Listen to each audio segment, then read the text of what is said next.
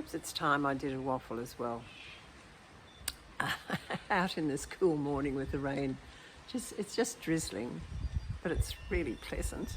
But I am getting a little bit damp, but I still thought I'd just have a little chat.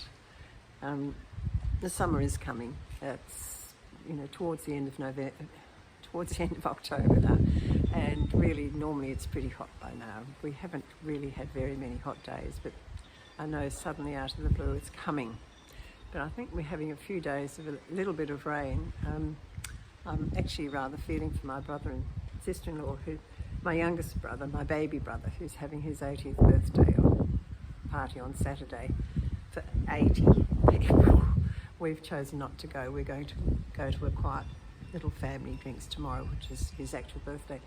So I'm just hoping it won't be raining for them, because it's a lot of people to suddenly have to cater for.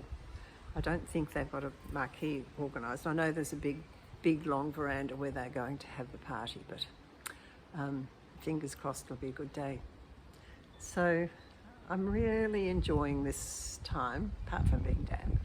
The garden has come on so well, and all the roses are just about to blossom. You might be able to see the yellow rose just there behind me. That's a very old rose that we've brought, well, we've had cuttings of it.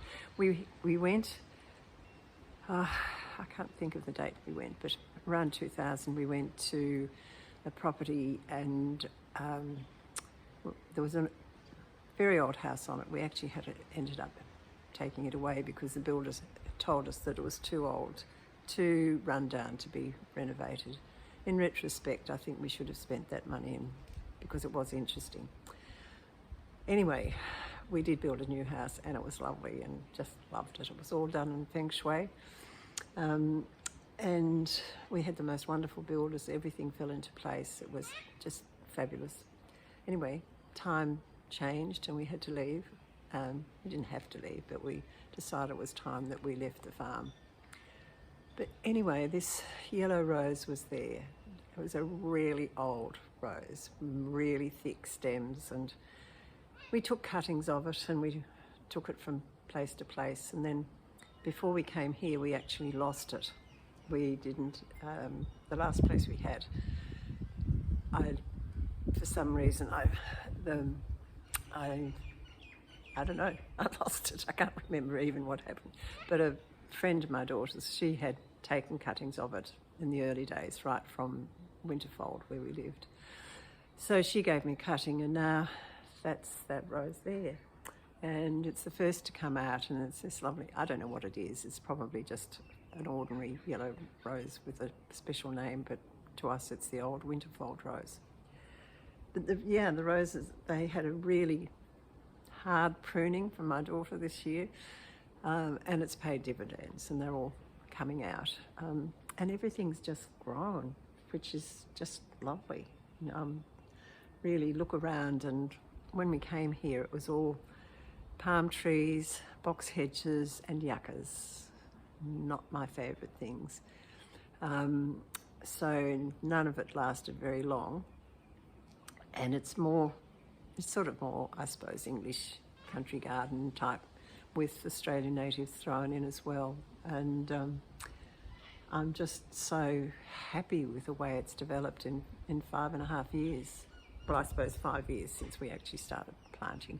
I've had help along the way, but really I've done a lot, and I'm really, really proud of it all.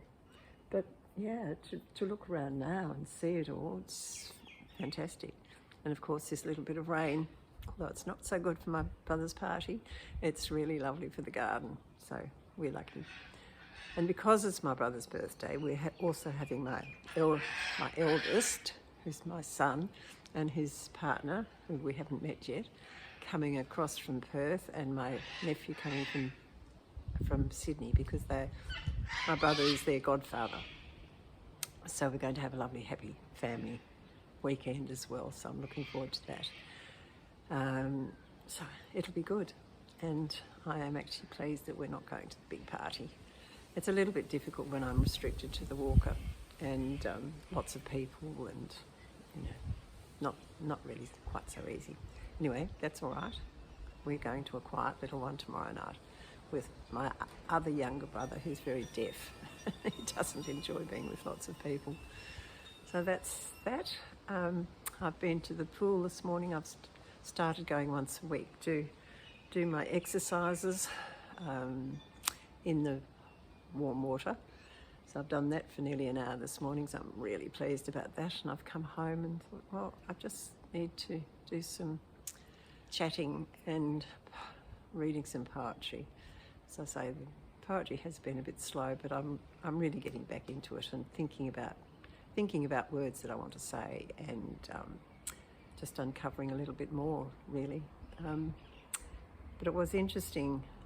My son really doesn't ever comment about my poetry. I don't think that he listens really, but I put the post on about that I did here. I put it on Instagram, and he saw that and he commented for the first time. He'll be 60 in a couple of months. First time he's commented, and he said, "Mum, that was a great poem." So I was pretty touched by that. And then he actually rang me afterwards, and yeah, he finds it really hard because he's so far away.